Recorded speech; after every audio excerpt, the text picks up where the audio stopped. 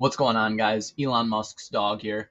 Today I got for you liquidity providing for beginners. So I try to keep it simple. There's a little more to it, but this is the bare minimum to get you started as a liquidity provider. Now, what is liquidity providing? It's the same as liquidity mining. It can be different percentages, but just to keep it simple, usually it's 50% one token and 50% the other. So you'll take your $1 and you'll get a token that is 50% Bitcoin, 50% Ethereum, could be, of course. So then yield farming is taking that piece of these tokens you received and putting them in a farm to gain an additional APR on top of the APR you already receive and the fees you receive from being in that pool already. So very simple. Quick example for you. This is an example on Trader Joe of USDC Avalanche's version versus UST Tether. As a liquidity provider, if you gave $100 of dollars or USDC, whatever you prefer, you'd get $50 in Terra and you'd get $50 in USDC here. You'd receive a token that is representing 50% this, 50% that, and you're going to receive an 8.8 APR with the trading and swapping fees from people that use that pool, right?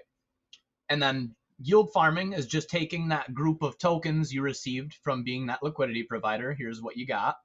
And not technically locking, but it's kind of staking just for a small transaction fee, which would gain you a total of about a 20.7% APR plus the trading fees from being a liquidity provider in this initial position you opened, right?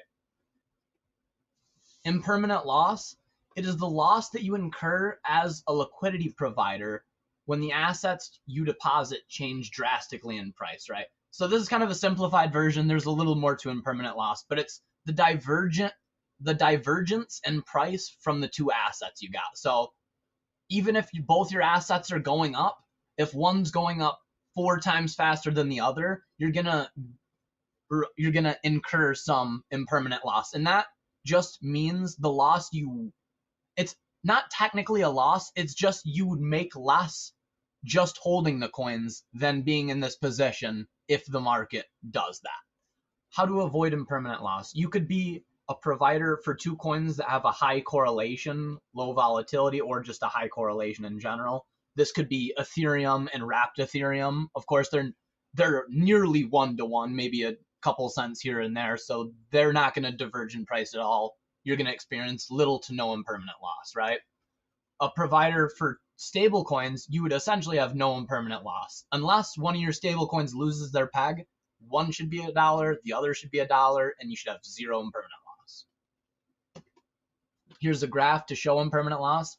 0%, obviously you'd incur no impermanent loss still, so you just make the flat fees and APR.